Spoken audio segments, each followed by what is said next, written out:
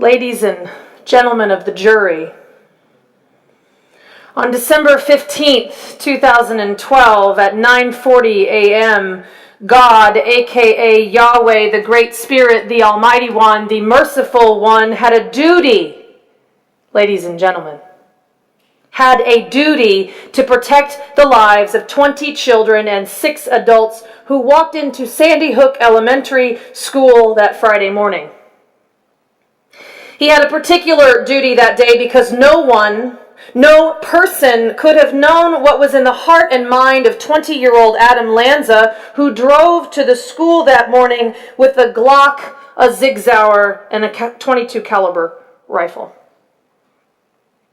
Who among us wouldn't, had we known his intentions, had we had the power to do so, who among us wouldn't have stopped him? Even the meanest and the most degenerate among us, with the foresight and the means, would have been moved to protect 20 elementary-aged children.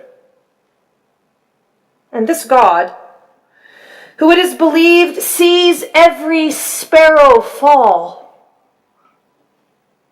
allowed Adam Lanza to load his 3 guns and drive uninterrupted to Sandy Hook Elementary School. This God, who some believe grants parking spaces and free flow of traffic, couldn't he have been a little more creative? Adam was able to arrive undeterred to the school where his mother was employed as a teacher. There were no roadblocks or speeding tickets, mechanical problems or accidents to prevent him from arriving. And there were no acts of God. God didn't stop Adam from shooting the first child. He didn't stop him from shooting the second or the third. He didn't stop Adam from shooting until 20 children lay dead, surrounded, I imagine, by primary colors, the alphabet, and the art that they had drawn. This God, who made all of Adam's inward parts, who is believed to have knit him together in the womb of his mother, a woman whose life he would also take. So what are the charges we bring against this God? If he is in fact God the Father, or even God the Mother, then by the laws of this state, by the very nature of this special relationship he has to all of his creation, God could be charged with child abuse by neglect, allowing his children all over the world to live in unsafe conditions, allowing them to go without food, without access to clean water, without clothes, without shelter. God could be charged with knowingly permitting his children to suffer in countless ways, and more specifically and more recently, of course, for allowing an armed gunman to enter a Connecticut school where his children were massacred.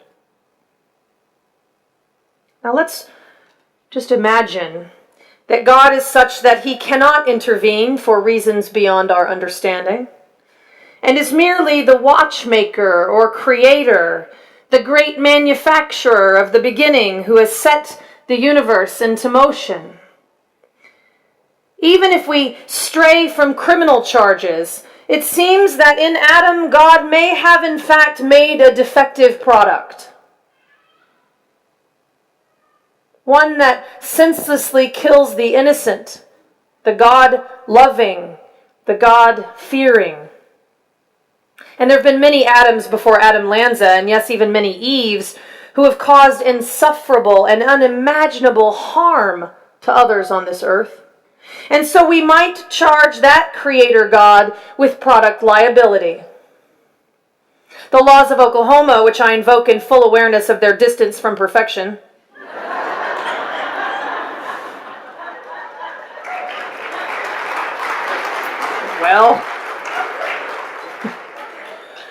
The laws of Oklahoma, which I invoke, their imperfection and inability to relate to reflect the desires of the people. But even the laws of Oklahoma require that manufacturers ensure that their products are not in any way defective or dangerous to users. Even here. Our law would have required that God, the manufacturer, provide proper warning if his product were unsafe. So at the very least,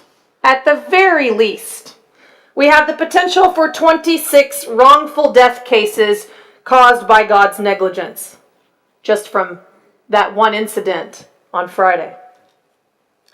And from where I stand, mindful of those who have stood here before me and the power that this position of minister of this church bestows, I feel I have an obligation to shake my fist in rage at such a negligent God for such a senseless tragedy. Now, according to the laws of the state of Oklahoma, these families are at the very least owed some damages. And if it is within his power, which we have been told in fact it is true, the only way to truly right this horrific wrong would be to resurrect those killed in the tragedy and restore them to their forsaken families. Unfortunately, God came in with a record to this incident. He has quite a record of destruction and neglect. This is the same God, of course, who didn't stop earthquakes or tornadoes or floods or droughts or fires or disease or violence. A God whose name is invoked to kill and rape and plumage. This God, if in fact he exists at all, I would argue, is not worthy of our worship. Now, I'm not the first to make a case against God.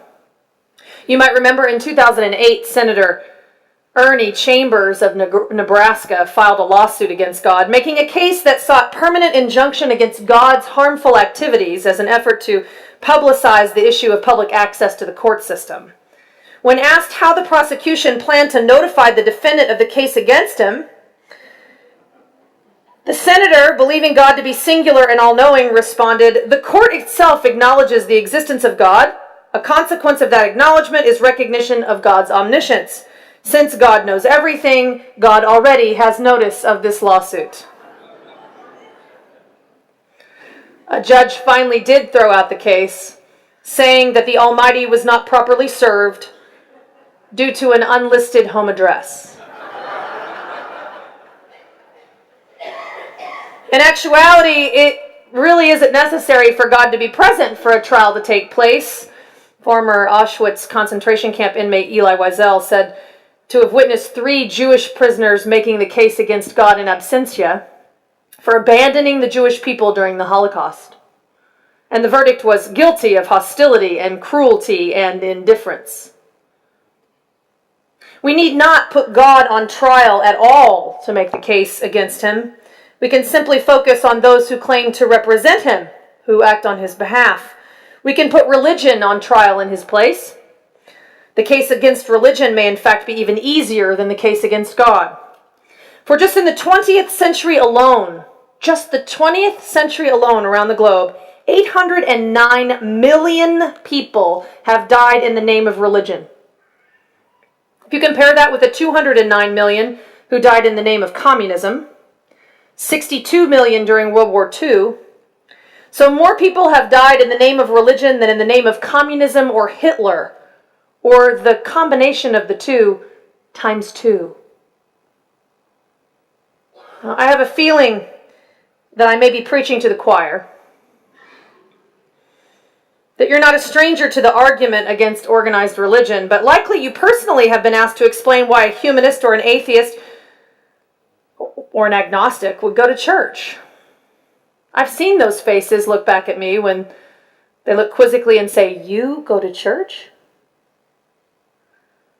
It's not hard to bring a case against organized religion. In 2005 in Russia, a case against religion has formally been tried. A Romanian prisoner identified as Pavel M., serving 20 years after being convicted of murder, actually filed a lawsuit against the Romanian Orthodox Church as God's official representatives in Romania for failing to keep him from the devil. essentially stating that his baptism had been a binding contract. The case was dismissed because the defendant was neither an individual nor a company and was therefore not subject to the civil court of law's jurisdiction. So if not us, then who holds God accountable? Who holds religion accountable? Sam Harris seems to believe that only the atheist can do so. If it is true, as Sam Harris so eloquently stated, that the atheist recognizes the boundless narcissism and self-deceit of the saved, then I am an atheist too. If it is true that the atheist realizes how morally objectionable it is for survivors of a catastrophe to believe themselves spared by a loving God, while this same God drowned infants in their cribs, then I am an atheist too. If the atheist is one who refuses to cloak the reality of the world's suffering in a cloying fantasy of eternal life, then I am an atheist too. If the atheist feels in his bones just how precious life is, and indeed how unfortunate it is that millions of human beings suffer the most harrowing abridgments of their happiness for no good reason at all, then I am an atheist too. If the atheist is compassionate enough to take the profundity of the world's suffering at face value, then Mr. Harris, I must agree, you can call me an atheist too. But I do not believe that only the atheist recognizes the boundless narcissism and self-deceit of certain folks who call themselves saved. But I can also see narcissism in fundamentalist atheism. For I do not believe that only the atheist realizes how morally objectionable it is for survivors of a catastrophe to believe themselves spared. But I can see a role for recognizing the gift of surviving such a catastrophe and the gratitude for having been spared.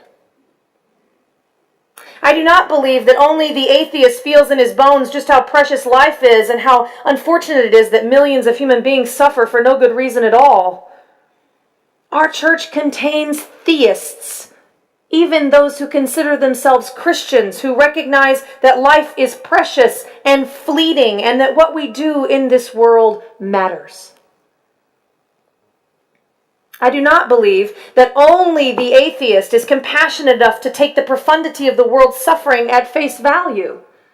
It is possible to consider oneself a theist and own the suffering of this world without writing it off as blame for deeds done in this world or reward for the next. It is possible, Mr. Harris, to look suffering squarely in the eye and still speak of the incredible beauty and love and hope in this world. So you can call me an atheist or a theist, and you will be right. But I will not cower to the truth. And I will not base my evidence of the world only on the bleak and the dismal. Fundamentalist pessimism is equal in my book to fundamentalist optimism. There is evidence of compassion and love and beauty and humility and grace, in addition to the fact of human suffering. And whether or not I use theist language or not does not change those facts. The question is upon what facts or which facts do you place more value and when? What we are clear about in this church is that atheists can live perfectly moral lives. And on that note, religious folk are not necessarily moral. So morality and religion are not the same thing. Morality is independent from both religion and the law. And I believe that there is a call to hold God and religion accountable. And it extends beyond the atheists and to all of those of this free religious tradition. to keep our windows to the world clear, so that we can look out into this world and not be insular, and so that the world can see in and hold us accountable as well. Now, in order for you to better understand how I make sense of being involved in organized religion, how I can be a minister, my religious beliefs, why I go to church, why I use God language, my own personal relationship with what I call the holy, I'm afraid you're going to have to come back to the third service, where I'll be preaching Why God Matters, following Marlin's sermon at 10, arguing the case for God. But for now, I'm forced to stay on task. So let me continue. If we examine the term atheist, the word comes from the Greek atheos, which means without gods, which was derogatorily applied actually to anyone thought not to believe in the accepted gods of the culture. So this included those who believed in false gods and no gods, or simply doctrines that stood in conflict with the established religions.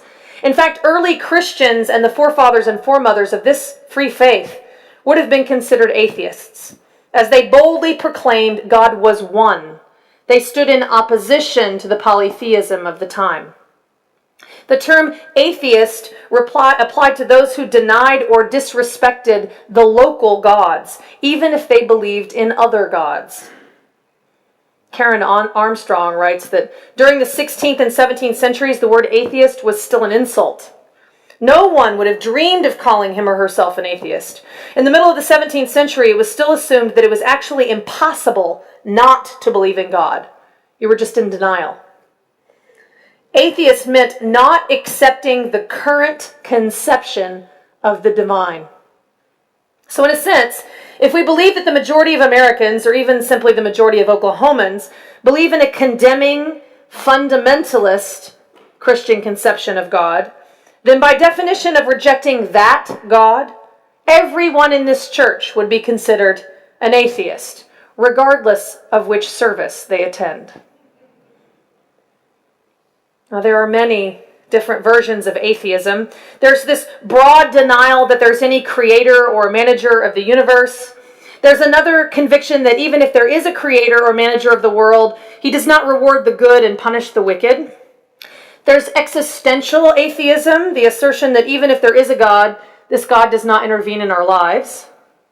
There's agnostic atheism, the cautious denial that claims that God's existence can neither be proven or disproven. And another cautious denial version of atheism, which claims that the word God is so confusing that it is in fact meaningless.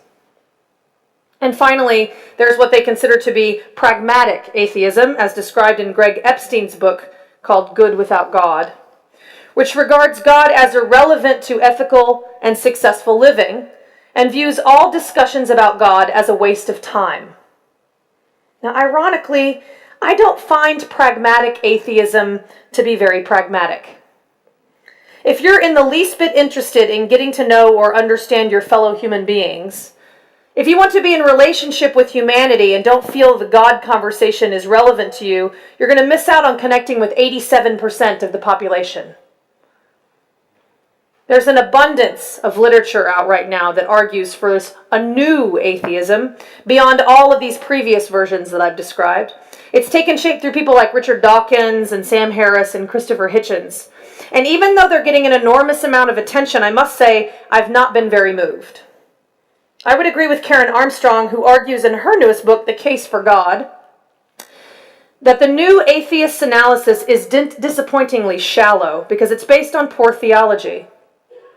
Religion, she says, was never supposed to provide answers to questions that lay within the reach of human reason. Religion's task, closely allied to that of art, was to help us to live creatively, peacefully, and even joyously with the realities for which there are no easy explanations, and problems that we cannot solve: morality, pain, grief, despair, and outrage at the injustice and cruelty of life. Religion, she says, is a practical discipline. So just like the fundamentalists whom they argue against, Armstrong claims that the new atheist believes they alone are in possession of the truth. They read Scripture in an entirely literal manner and seem to never have heard of a long tradition of allegoric interpretation or even higher criticism, ironically. So Dawkins is not correct to assume that fundamentalist belief either represents or is even typical of Christianity or religion as a whole, although that may be difficult to believe from where we sit in Tulsa, Oklahoma. Dawkins is also wrong to claim that God is a scientific hypothesis that is a conceptual framework for bringing intelligibility to a series of experiments and observations. So if you can call me an atheist too, if it means that I don't believe in a fundamentalist Christian God, like the majority in our local community, if it means I don't believe God brings solutions to scientific problems, you can call me an atheist if it means that I don't believe in a hateful, disdainful, meddling God who grants favors. If it means I don't believe in a God who causes natural disasters and plays favorites.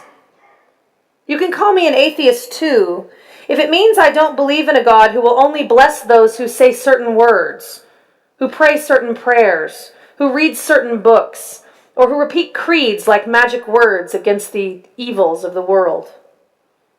Or who, like Mike Huckabee seems to believe in, a God who didn't save those children in Sandy Hook because he wasn't invited in with prayer in school. And so, ladies and gentlemen of the jury, I want to leave you with this. In his book, Good Without God, Harvard's humanist chaplain Greg Epstein makes a distinction that I believe is really critical. He writes, "So many smart people still think that the conversation about what is true and meaningful and worthwhile in life begins with the question, do you believe in God? But do you believe in God is totally meaningless. The real question all people, whether secular or religious, ought to be asking themselves and one another is, what do you believe about God? In order to understand what anyone means when they call themselves an atheist, you'll have to stay in relationship with them long enough to find out about the God that they do not believe in. And likewise, to understand what anyone means when they call themselves a theist or a Christian in this church, you'll have to stay in relationship with them long enough to find out about the God in which they do believe. So if atheists are going to be in the conversation to combat the suffering that can be directly attributed to religion, to religious hatred, religious wars, religious delusions, and religious diversions of scarce resources, then I believe they need to remain engaged with the religious, lest they be considered out of touch and dismissed. It is morality that we all have in common in this church. And so let us work together to seek understanding of one another as we seek to find the truth with a love beyond belief. And that, ladies and gentlemen, the prosecution rests.